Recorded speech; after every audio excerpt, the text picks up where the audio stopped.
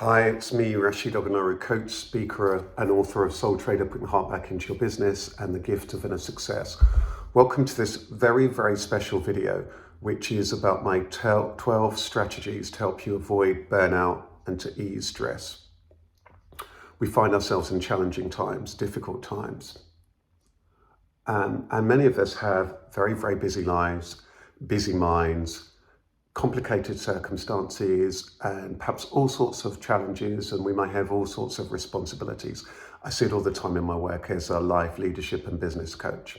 So what I want to do over the next few minutes is just to share my 12 strategies to help you avoid burnout and ease stress. To make them really, really easy, I've made them all begin with the letter S. The first one is self-awareness and spotting the signs.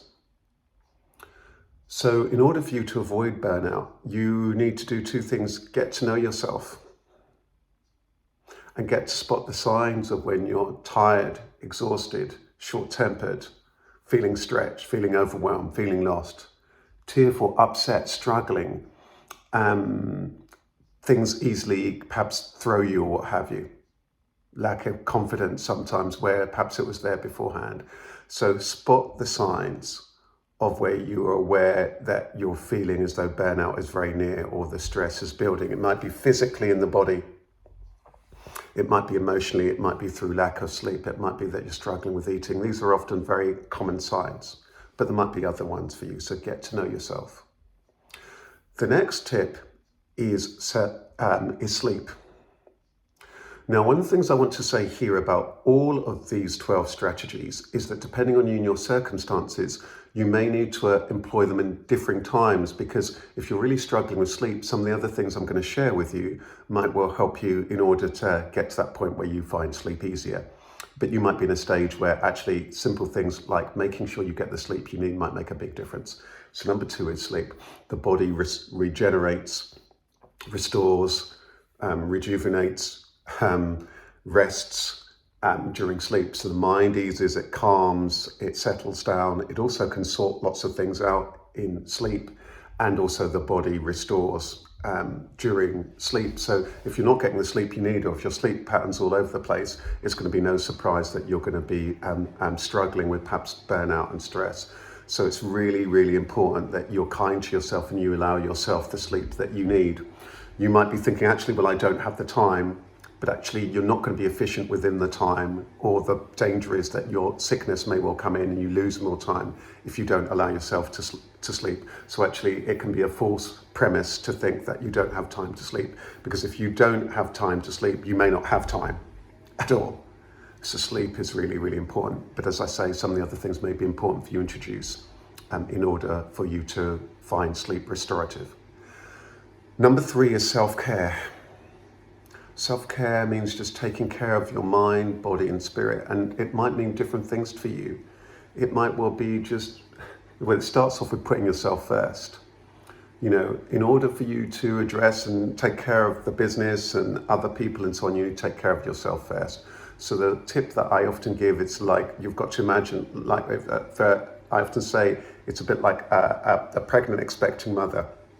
In order for her to have the best chances of a healthy child, she's going to need to take care of herself. Or some people say it's like, you know, you're in a plane, you need to put the oxygen mask on first, so you can do that for the others around you and support them. That's self-care, and it looks like different things in different ways.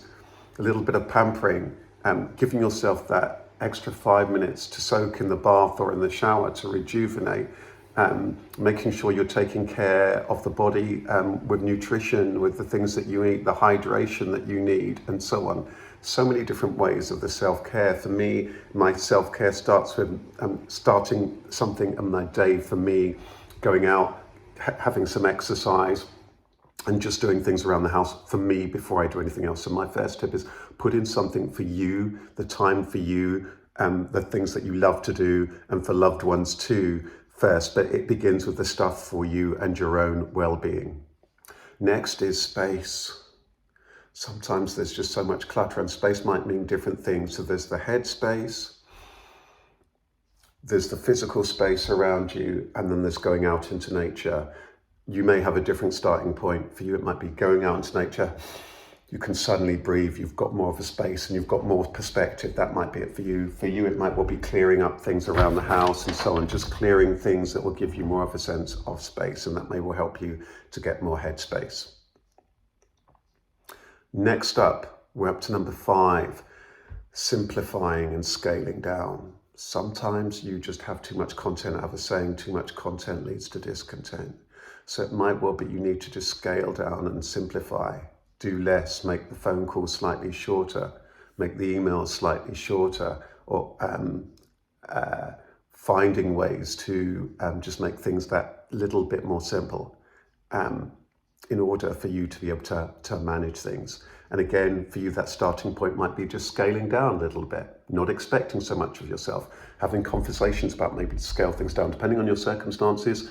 You might want to be scaling down your hours in certain things, scaling down the amount of time that you can give to others, scaling down the amount of things that you're trying to do and achieve, because you cannot pour more water into a full cup without causing a spillage. Too much content leads to discontent. Next is structure, and it might well be, so the 6 we're halfway through is structure, and it might well be for you that you need to put in certain structures to help you simplify. We're all going to be very, very, very different. For you, you might have to put in structures to help you delegate. For you, you might need structures to organize your files at home, at work. For you, you might need to put in certain structures in terms of a timetable, just to give you a sense of balance and ballast that you are supported. So structure. If you're not good at putting in structure, that leads us nicely into number 7, support. We can't do it all alone. There'll be certain times where you may be burned out, or risk of burnout, and so on. You're going to need support. That might be supports of friends, loved ones, partner, other people, other agencies. You may also just be alone. You may not have anyone to turn to. So that might well be the time where doctor, health professional, specialist, or a specialist in that field that you're struggling with, or a colleague who's good at the thing that you're struggling with, can help. I say that we live in an era whereby online we might have 10,000 connections, 0 friends. So it's important at these times to begin to find the connections that you need, or the support agencies that you might need based on what it is. So don't be afraid to ask for help. And many of us do have help. There are friends, perhaps family members, contacts, and so on who will help us, but we need to be able to ask support. If you're really struggling, if you feel you're drowning, shout, ask. Next is smiles and sport. You know, sometimes we need to lighten up. Sometimes we're just making things have become more serious than they need to be. So by us trying to shop in a light-hearted way, to appreciate life, to have gratitude, to meet people with warmth, with smiles, can help us hugely on this journey. It can help us absolutely hugely on this journey. Smiles. But it might well be games, fun. It might well be things like art or what have you that gives you that sense of fun, or playing games, doing things, smiling, jokes, exercise, whatever it is for you that brings those smiles. Or it may well be for you about that sport and exercise. Number 9 is signposting.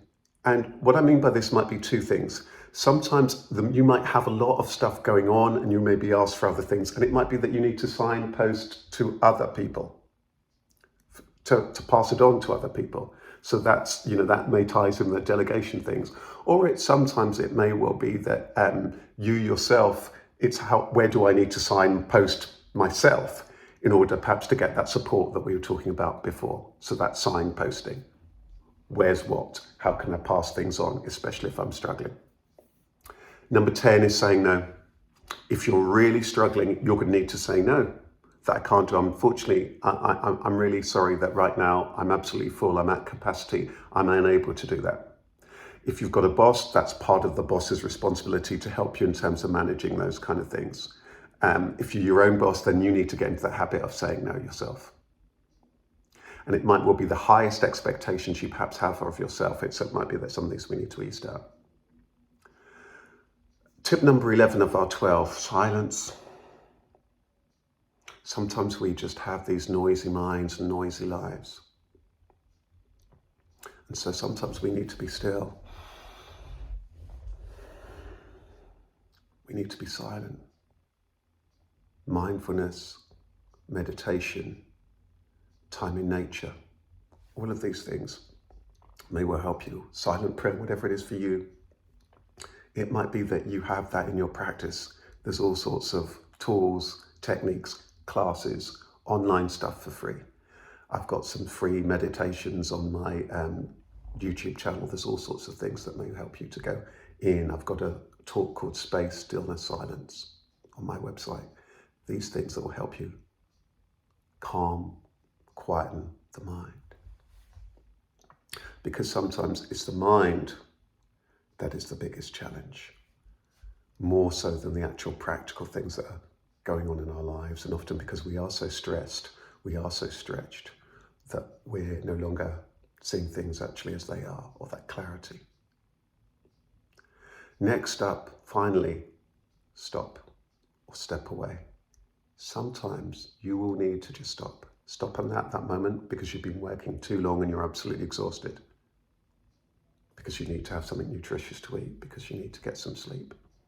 Sometimes it might be just for a moment that you need to step away.